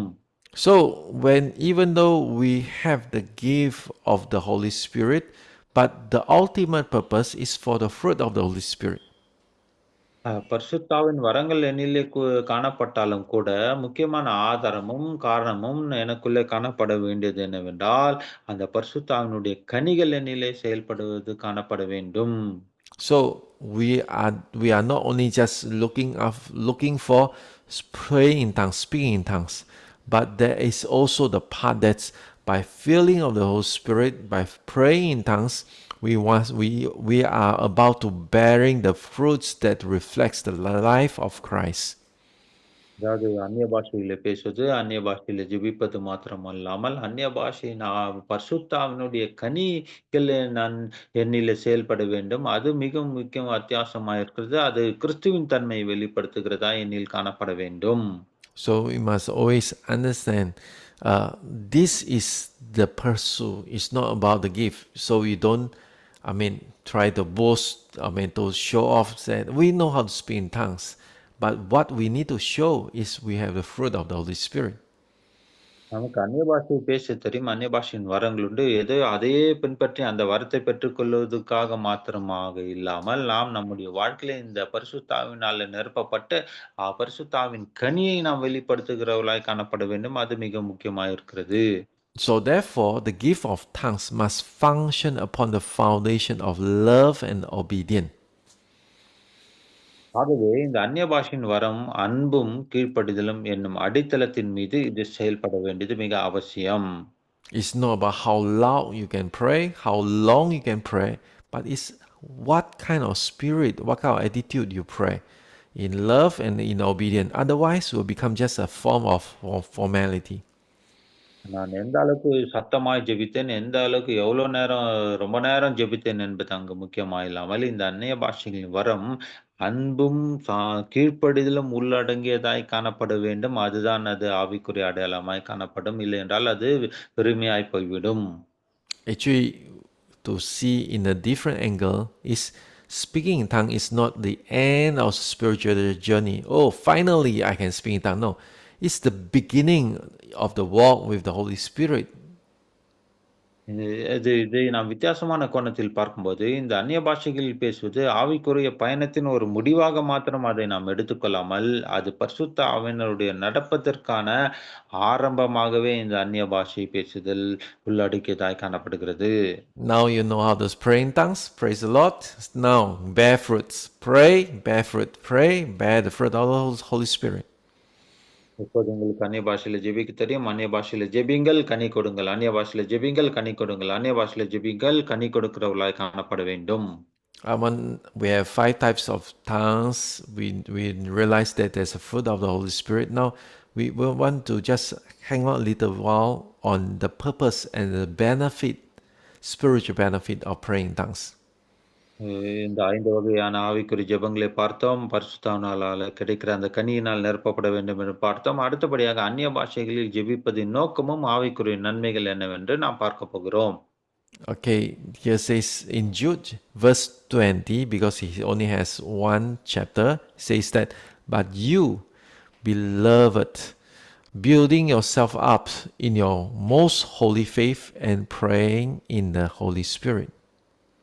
அது யூதாவுல அது ஒரே ஒரு அதிகாரத்தை உடையதா இருக்கிறது. அதுல 20வது வசனம் இப்படி சொல்லுகிறது. நீங்களோ பிரியமானவர்களே, உங்கள் மகா பரிசுத்தமான விசுவாசத்தின் மேல் உங்களை உறுதிப்படுத்திக் கொண்டு பரிசுத்த ஆவிக்குள் ஜெபம் பண்ணி என்ற அந்த வசனம் சொல்லுகிறது. Praying the Holy Spirit is to be helped by the Holy Spirit, and I believe that praying in tongues is part of praying in the Holy Spirit. பரிசுத்த ஆவிக்குள் ஜெபிப்பது என்னவென்றால், இந்த அந்நிய பாஷையில் ஜெபிப்பதன் ஒரு பகுதி தான் ஆவிக்குள்ளே நாம் ஜெபிப்பதை அங்கு குறிக்கிறது. And then Ephesians says that 6:18 says that pray in all times in the Spirit with all prayer and supplication. எபேசியர் 6:18 இப்படியாக நாம் வாசிக்கிறோம். எந்த சமயத்திலும் சகலவிதமான வேண்டுதலோடு விண்ணப்பத்தோடும் ஆவியிலே ஜெபம் பண்ணினவர்களாய் நாம் காணப்பட வேண்டும். Not only just all the time we pray, but it's also with all types of prayer. எல்லா நேரத்திலும் மாத்திரமல்ல, சகலவிதமான வேண்டுதலோடு விண்ணப்பத்தோடு நாம் ஜெபிக்க வேண்டியவர்களாய் காணப்படுகிறோம். So now, first thing, the benefit of praying tongue is building spiritual life. This is very direct. இந்த ஆவியிலே ஜெபிப்பதில் வருகிற ஆசீர்வாதம் முதலாவது என்னவென்றால், ஆவிக்குரிய வாழ்க்கை இது கட்டி எழுப்புகிறதற்கு நமக்கு ஏதுவாய் காணப்படுகிறது. Because when you pray in tongues, you are not exercise your intellectual, but you exercise from your heart, the spirit man. So the more you use your spirit man, your spirit man will grow. அதாவது இப்படியாக அந்நிய பாஷையில ஜெபிக்கும்போது நம்முடைய அறிவுத்திறமையினாலே ஆவிக்கு அறிவுத்திறனை மேம்படுத்தி ஜெபிக்கிறவராக இல்லாமல், உள்ளான ஆவிக்குரிய மனுஷனிலே நாம் ஜெபித்து, ஆவியில ஜெபிக்கிறபடியினாலே, நமக்குள்ளான அந்த ஆவியிலே நாம் பெருகி வளருகிறவர்களாய் காணப்படுகிறோம். So pray in tongues, you strengthen your personal spiritual life, you increase your increasing faith, your spiritual strength, and your spiritual sensitivity. ஆகவே இந்த அந்நிய பாஷையில ஜெபிப்பது தனிப்பட்ட ஆவிக்குரிய வாழ்க்கையை பலப்படுத்துவதற்காக மிகவும் நேரடியான வழிகளில் ஒன்றாக காணப்படுகிறது. அது மாத்திரமல்லாமல், அது விசுவாசத்தையும், ஆவிக்குரிய வல்லமையும், உணர்திறனையும் நம்மிலே அதிகரிக்கிறதாய் காணப்படுகிறது. Long period of praying in tongues make you sharp, spiritually sensitive. அதாவது அநேக நேரம் நீங்கள் அநேக காலங்கள அந்நிய பாஷையில ஜெபிக்கிறவர்களா இருக்கும்போது, உங்களை அது கூர்மையானவர்களாய் மாற்றி ஆவிக்குரிய விஷயங்களை உடனுக்குடனே நீங்கள் புரிந்து கொள்ளத்தக்கவர்களாய் உங்களை அது மாற்றி விடுகிறது. Praying in tongues, breaking the limits of prayer. You can pray something beyond human language. அதாவது சாதாரணமான ஜெபங்களில் இருந்து நம்மை வேறுபடுத்தி, அந்த மனித பாஷைகளில் இருந்து அப்பாற்படுத்தி நம்மை ஆவிக்குரிய பாஷையில இது பேச வைக்கிறது. The best thing is you're praying into the mystery of God's plan. ஏனென்றால், இது சாதாரணமான இந்த மொழி மற்றும் மனித புரிதலின் வரம்புகளுக்கு அப்பால் தேவனுடைய திட்டங்களையும், ரகசியங்களையும் நமக்கு புரிந்து கொள்ளும்படி இது நம்மை அழைத்து செல்கிறது. And praying in tongues is a spiritual weapon. This releasing spiritual authority while you are doing spiritual warfare. அது மாத்திரமல்லாமல் இந்த அந்நிய பாஷையில் ஜெபிப்பது பெரும்பாலும் ஆவிக்குரிய யுத்தத்தில் வல்லமையான ஆயுதமாகி, இருளின் வல்லமைகளையும் நாம் ஜெபிக்கும்போது, அது இருளின் வல்லமைகளை பின்வாங்கச் செய்கிறதாய் There's காணப்படுகிறது. there's one times we do deliverance, and this brother has 7 demons we have delivered out from him. ஒருமுறை ஒரு சகோதரனுக்காக ஜெபித்தோம். அவரு 7 ஆவியினாலே கட்டப்பட்டு பிசாசினாலே கட்டப்பட்டிருந்தால், அதிலிருந்து விடுதலை ஆக்கப்பட அவருக்காக ஜெபிக்க வேண்டியதா இருந்தது. And he shared one of the part of deliverance. He say one of the older lady praying against him. He pray shiki shiki shiki shiki. She pray in tongues. அதாவது அந்த குறிப்பிட்ட நபர் இப்படியாக சொன்னார். அந்த ஒரு வயதான பெண்மணி அந்த விடுதலைக்காக அவருக்காக இப்படியாக ஜெபிக்கும்போது, இப்படியாக அந்நிய பாஷை பேசி ஜெபிக்க ஆரம்பித்தார். And he say other prayer is not effective on him, on the demon, but only the lady say shiki shiki shiki. He doesn't understand what is shiki means, but he see in the spirit, he felt in the spirit, the demons fall back, keep falling back. அந்த நபருக்காக வேற விதத்தில ஜெபிக்கும்போது அங்க காரியங்கள் நடக்கவில்லை. ஆனால் இந்த வயதான பெண்மணி ஷிக்கி, ஷிக்கி என்று சொல்லி இப்படியாக அந்நிய பாஷையில அவர் ஜெபித்தார். அதன் அர்த்தம் தெரியவில்லை. உடனே அந்த நபருக்கு அங்கு விடுதலை, ஆவிக்குரிய விடுதலை உண்டானதை பார்க்க முடிந்தது. I don't understand what does it mean shiki, and don't try on others on shiki, yeah. And but the spirit recognize these words, and that is why when we pray in the spirit, we releasing this spiritual authority against the power of darkness. அதாவது அந்த ஷிக்கி என்ற வார்த்தைக்கான அர்த்தம் என்று நீங்கள் அதை ஆராய வேண்டாம். அது எனக்கு அந்த அர்த்தம் தெரியவில்லை. ஆனால் ஆவியினர் அதை புரிந்துகொண்டு அங்கு சொல்லும்போது, அங்கு ஒரு விடுதலை உண்டானது. ஏனென்றால் ஆவிக்குரிய அதிகாரத்தை நாம் செயல்படுத்தி ஜெபிக்கும்போது, அங்கு காரியங்கள் நடக்கிறதாய் காணப்படுகிறது. Then breakthrough in intercessions. The Holy Spirit uses tongue to lead us in interceding from unknown needs, enabling us to become a covering and blessing to others. அடுத்தபடியாக இந்த பரிந்துரை ஜெபித்தலிலே காணப்படுகிற முன்னேற்றம் என்னவென்றால், நமக்கு தெரியாத தேவைகளுக்காக பரிந்து பேசுதல் நம்மை வழிநடத்த பரிசுத்தாவினர் அந்நிய பாஷைகளை பயன்படுத்துகிறார். இதன் மூலமாக என்ன நடக்கிறது என்றால், நாம் மற்றவர்களுக்கு ஆவிக்குரிய பாதுகாப்பாகவும், ஆசீர்வாதமாகவும் இருக்க முடிகிறது. And I won't explain more, you will understand. And Josh Mueller says that pray in tongues is the Spirit praying within you, leading you to pray out God's will. இது இன்னும் அதிகம் விளக்க வேண்டுமானால், ஜார்ஜ் முல்லர் என்பவர் இப்படியாக சொல்லியிருக்கார். அந்நிய பாஷைகளில் ஜெபிப்பது என்பது உங்களுக்குள் ஆவியானவர் ஜெபிப்பதாகும். அவர் தேவனுடைய சித்தத்தை ஜெபத்தின் மூலம் வெளிப்படுத்த உங்களை வழிநடத்துகிறவராயிருக்கிறார். Amen. Number five, number six, the last one I want to say, how to receive the baptism of the Holy Spirit and the gift of tongues. எப்படி பரிசுத்த ஆவியின் ஞானஸ்தானத்தையும், அந்நிய பாஷையின் வரத்தையும் எவ்வாறு பெற்றுக்கொள்ள வேண்டும் என்று கடைசி குறிப்பாக சொல்லி முடிக்க விரும்புகிறேன். You cannot receive tongues without the baptism of the Holy Spirit. It is coming together. பரிசுத்த ஆவியினுடைய ஞானஸ்தானம் இல்லாமல் உங்களாலே இந்த அந்நிய பாஷையின் வரத்தை பெற்றுக்கொள்ள முடியாது. அது ஒருமனப்பட்டு ஒன்றோடொன்று இசைந்ததாய் வந்து செயல்படுகிறதாய் காணப்படுகிறது. Today there is many denominations. Some denominations in their theology, they still haven't accept the speaking in the gift of tongues for many reasons. இன்னைக்கு பலவிதமான சபை பாகுபாடுகள், பிரிவினைகள் உண்டு. அநேக சபைகளிலே இந்த பரிசுத்த ஆவியானவர் ஞானஸ்தானம், அந்நிய பாஷை இல்லை என்று அப்படியாக சொல்லுகிறவர்களும் உண்டு. அவர்களுடைய இறையியல் கருத்துக்கள் அப்படியாக காணப்படுகிறது. I believe that they think through, they see some bad example. I believe that they have some valid reason why they still haven't want to accept the gift of tongues. ஏன் அவர்கள் இந்த அந்நிய பாஷையின் வரத்தை பெற்றுக்கொள்ளவில்லை என்றால், அவர்களுக்கு தவறான உதாரணங்களையும், தவறான எடுத்துக்காட்டுகளையும், தவறான நபர்களை பார்த்ததினாலே அப்படிப்பட்டதான புரிதலை உடையவர்களாய் அவர்கள் காணப்படுகிறார்கள். But that still cannot deny in the first century, in the early church, believers pray in tongues. ஆனாலும் கூட இந்த சத்தியத்தை ஒருபோதும் நாம் நிராகரிக்க முடியாது. ஆதி திருச்சபையிலும், 1ஆம் நூற்றாண்டிலும் ஆதி திருச்சபையிலே அந்நிய பாஷைகளை ஜனங்கள் பேசினார்கள். And neither that can deny that the Holy Spirit still baptize the believer and give them the gift of tongues. ஆனாலும் கூட இந்த சத்தியத்தை நாம் புறக்கணிக்க முடியாது. பரிசுத்த ஆவி தம்முடைய விசுவாசிகளுக்கு, தம்முடைய பிள்ளைகளுக்கு பரிசுத்த ஆவி ஞானஸ்தானத்தை கொடுத்து, அந்த அந்நிய பாஷையின் வரத்தை கொடுக்கிறவராய் இப்போதும் செயல்படுகிறவராய் இருக்கிறார். There's one time I asked a very senior ministers from UK. I asked him, is the feeling the baptism of the Holy Spirit will always come with tongues? ஒரு வயது முதிர்ந்த முதிர்ச்சி அடைந்த ஆவிக்குரிய அனுபவத்தை உடைய யூகேவில் இருந்து வந்த ஊழியரை பார்த்து கேட்டேன். நான் பரிசுத்த ஞானஸ்தானத்தை பெறும்போது அந்நிய பாஷையத்தையும் வரத்தை பெற வேண்டுமா? அது அப்படி நடக்கிறதா? என்று அவரை பார்த்து நான் கேட்டபொழுது, He is from a mainline church, yet he say, yes, in normal case you will receive tongues. அப்போ அவர் அந்த மெயின்லைன் சபையிலிருந்து வந்தவராக இருந்தாலும் கூட அவர் சொன்ன கருத்து என்னவென்றால், ஆமாம், நீங்கள் அந்த பரிசுத்த ஆவியின் ஞானஸ்தானத்தை பெறும்போது அந்நிய பாஷையும் நீங்கள் பெற்றுக்கொள்வீர்கள் என்று அவர் சொன்னார். But there are also some factors stop them from receive tongues.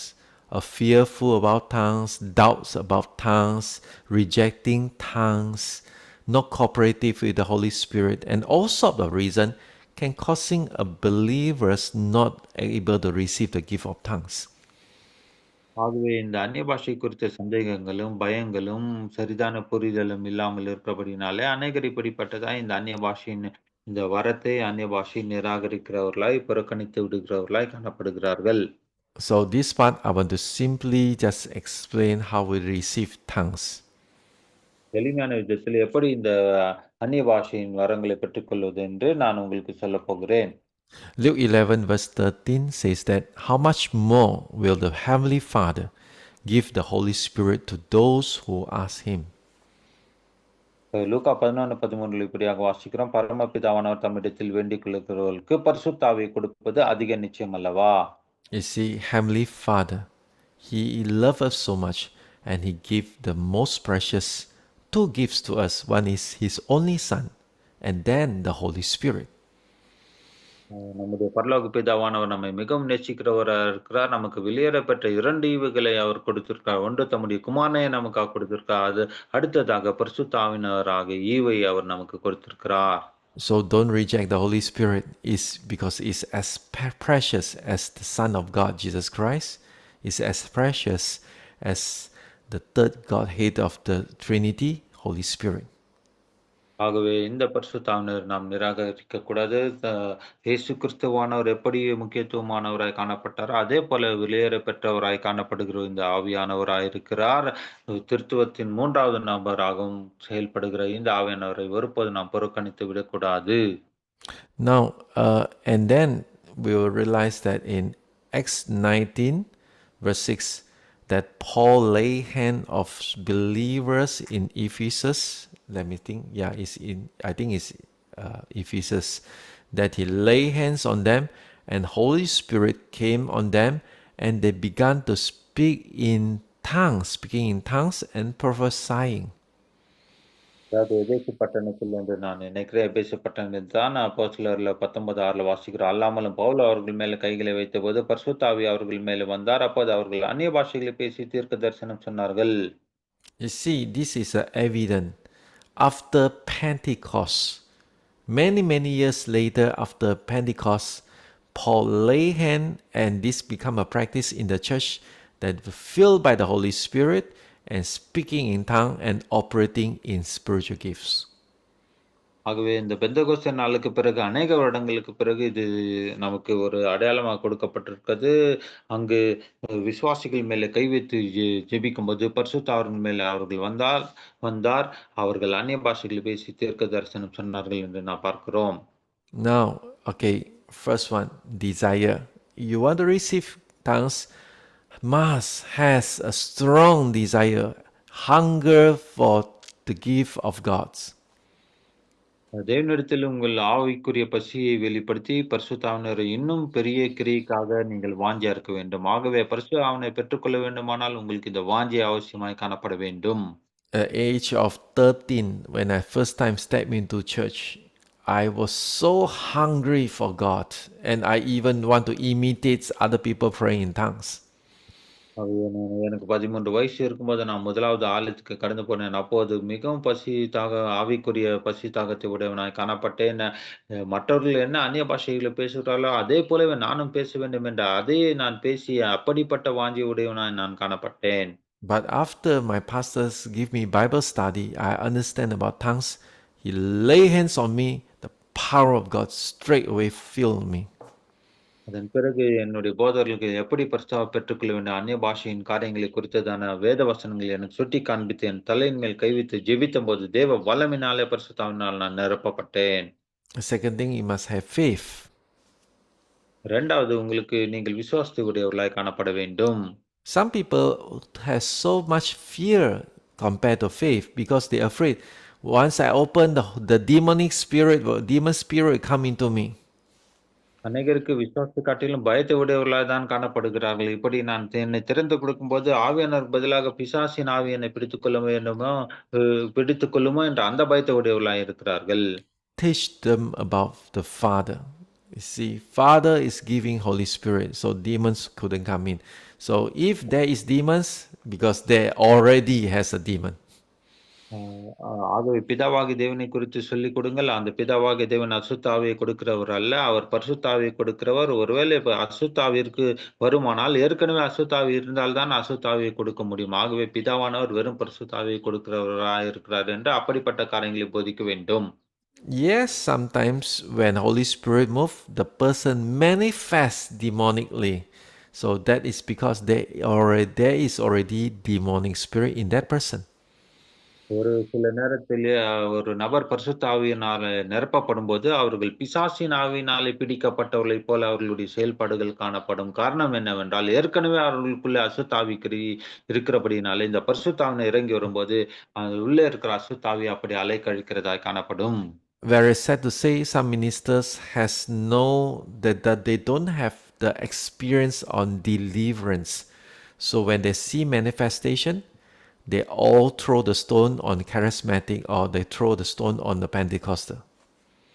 அதாவது அநேகர் தவறான ஒரு வருத்தமான விஷயம் என்னவென்றால், ஒரு சிலர் இப்படி அசுத்த ஆவியினாலே அலைக்கழிக்கும்போது, அந்த ஆவிக்குரிய அனுபவத்தை உடையவர்கள் மேலும், தேவனுடைய ஆவியை பெற்றவர்கள் மேலும் தவறான பழியை சுமத்துகிறவர்களாய் காணப்படுகிறார்கள். You see, demons are there even before they believe in Jesus. And why you want to lump the demon spirit with Holy Spirit as same source? அதாவது அவர்கள் தேவனுடைய ஆவியை பெற்றுக்கொள்வதற்கு முன்பாகவே அந்த அசுத்த ஆவியினாலே பிடிக்கப்பட்டவர்களா இருக்கும்போது, பரிசுத்த ஆவியானவர் அவர் மேலே வரும்போது, இப்படி அவர்கள் செயல்படுவதுண்டு. அதை நாம் அங்கு மிகைப்படுத்தி அசுத்த ஆவிக்கு இடம் கொடுக்கக்கூடாது. I want to say this without apology. This is a pure ignorance. They don't know what they are saying. ஆகவே இதை நான் எந்த மன்னிப்பும் கேட்காமல் நான் சொல்லுவேன். பகிரங்கமாக சொல்ல வேண்டிய விஷயம் என்னவென்றால், அவர்கள் அறியாமல் இருக்கிறபடியினாலே இப்படிப்பட்ட காரியங்களை செய்கிறவர்களா இருக்கிறார்கள். If they have enough this deliverance experience, they will never say such a word.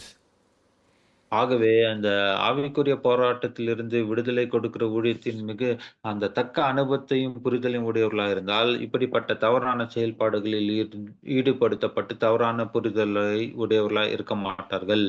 So don't just get people to agree to receive Holy Spirit, but train them, teach them, build their faith, because that is required of receive the Holy Spirit.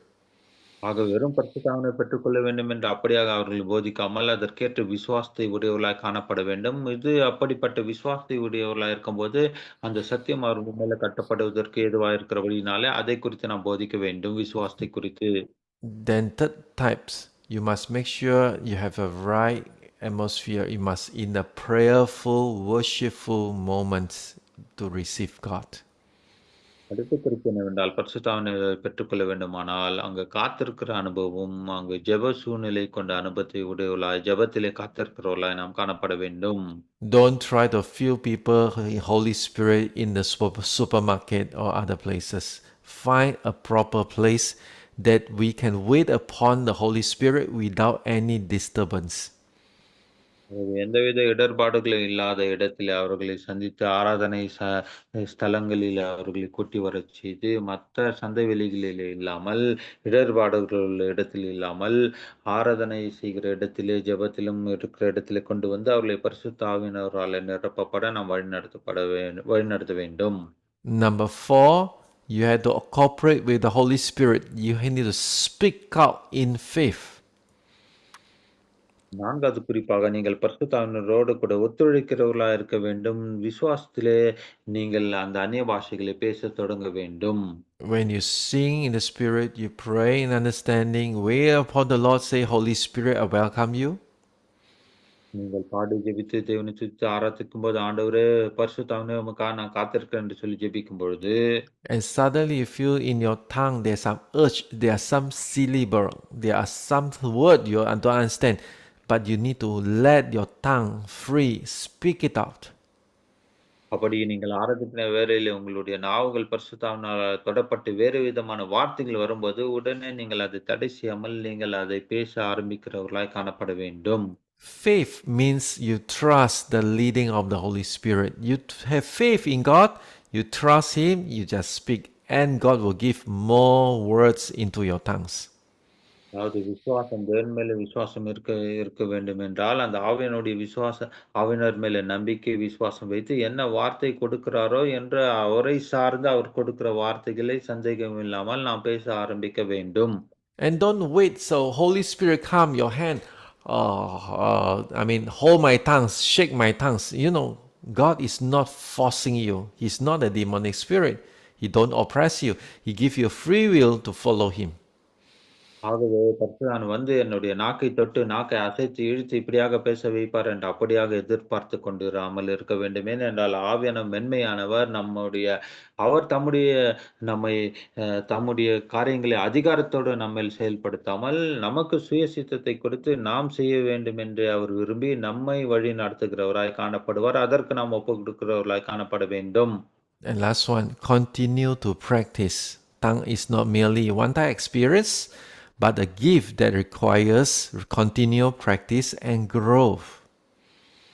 ஆகவே அந்நிய பாஷைகள் என்பது ஒரு முறை மட்டும் அனுபவிக்கப்படும் ஒன்றான விஷயமாய் காணப்படாமல், அது தொடர்ச்சியான பயிற்சியும் வளர்ச்சியும் தேவைப்படும் ஒரு வரமாக காணப்படுகிறது. ஆகவே தொடர்ந்து அதை நாம் பயிற்சி செய்கிறவர்களாய் நாம் காணப்பட வேண்டும். If you continue practice, you will always experience new tongue from time to time. ஆகவே நீங்கள் தொடர்ந்து இந்த அந்நிய பாஷையில பேசி பயிற்சி செய்யும்போது, தக்க சமயத்திலே உங்களுக்கான அந்த புதிய பாஷைகளும் ஆவியானவர் கொடுக்கிறவராய் இருக்கிறார். Amen. So, an encouragement, speaking in tongue is not a privilege reserved for spiritual elites, but rather is a gift that God's delight to give to all His children. So everyone, including the weakest member in the church, they are entitled to receive the tongues. ஆமென். இது சொல்லி நான் உங்களை உற்சாகப்படுத்த விரும்புகிறது என்னவென்றால், அந்நிய பாஷைகளில் பேசுவது ஆவிக்குரிய சிறப்புமிக்க சிலருக்கு மாத்திரம் கொடுக்கப்பட்ட, ஒதுக்கப்பட்ட சிறப்புரிமையாக அது இல்லாமல், தேவன் தமது எல்லா பிள்ளைகளுக்கும் மகிழ்ச்சியோடு கொடுக்க விரும்பும் ஒரு வரமாகும். சிறியவர்கள், பெரியவர்கள் தராதரம் இல்லாமல் எல்லாருக்கும் தேவன் அந்த ஆவியானவருடைய அந்த கிருபை, அந்த வரங்களை கொடுக்கிறவரா இருக்கிறார். With much encouragement and guidance, everyone can speak in tongue. எல்லாவித உற்சாகத்தோடும், வழிநடத்துதலோடும் கூட நாம் அவர்களை நடத்தும்போது, எல்லோரும் அந்நிய பாஷைகளை பேசுகிறவர்களாய் காணப்படுவார்கள். So we end by teaching summary.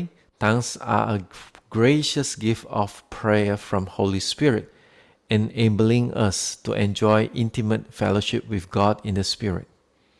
ஆகவே இந்த அந்நிய பாஷைகள் பரிசுத்த ஆவியினரிடமிருந்து கிடைக்கும் கிருபையான ஜெப வரமாகும். அது ஆவியில் தேவனோடு நெருக்கமான ஐக்கியத்தை அனுபவிக்க நமக்கு உதவுகிறதாய் காணப்படுகிறது. And they are not only edifying the individual believers, but also release spiritual authority, become a key instrument for kingdom advancement and breakthrough in intercession. அது மாத்திரமல்லாமல் இந்த அந்நிய பாஷையின் வரங்கள், அவை தனிப்பட்ட விசுவாசி பக்தி விருத்தி அடைய செய்வதோடு மட்டுமல்லாமல், ஆவிக்குரிய அதிகாரத்தை வெளிப்படுத்தி, தேவனுடைய ராஜ்யத்தின் முன்னேற்றத்திற்கும், பரிந்து பேசுதலுக்கும் ஏற்படும் ஊக்கங்களுக்கும் முக்கியமான கருவியாக அந்நிய பாஷையின் காரியங்கள், வரங்கள் உபயோகப்படுத்தப்படுகின்றன. Amen. And let us hunger for the works of the Holy Spirit and boldly open up our mouth in prayer so that our prayer may be set ablaze by the fire of the Holy Spirit. ஆகவே நமது ஜெப வாழ்க்கை பரிசுத்த ஆவியின் அக்கினியினாலே பற்றியரும்படி, பரிசுத்த ஆவியினருடைய கிரியைக்காக வாஞ்சையா இருந்து, நாம் தைரியமாக நமது வாய்களை திறந்து ஜெபிப்போமாக. Amen. Let us pray. நாம் ஜெபிக்கலாம். Heavenly Father, continue to, to change us, to fill us with your Holy Spirit. பரிசுத்த ஆவியானவரே, தொடர்ந்து உம்முடைய பரிசுத்த ஆவியின் வாயிலாக எங்களை மாற்றி அமைத்து வழி நடத்த வேண்டுமாறு ஜெபிக்கிறோம். And let Spirit of God to really ministers to us today as we practice these gifts. ஆண்டவரே, இந்த வரங்களை நாங்கள் இன்றையிலிருந்து அபியாசப்படுத்தி, அதை பயிற்சிக்கும்போது, பேசும்போதும் ஆவியானவர் எங்களுக்கு அதிலே எங்களுக்கு உதவி செய்ய வேண்டுமாய் நாங்கள் ஜெபிக்கிறோம். We give you all the glory. In Jesus' name, Lord, we pray. எல்லா மகிமையும் உமக்கே கொடுக்கிறோம். இயேசு கிறிஸ்துவின் மூலமா ஜெபிக்கிறோம் பிதாவே. Amen. Amen.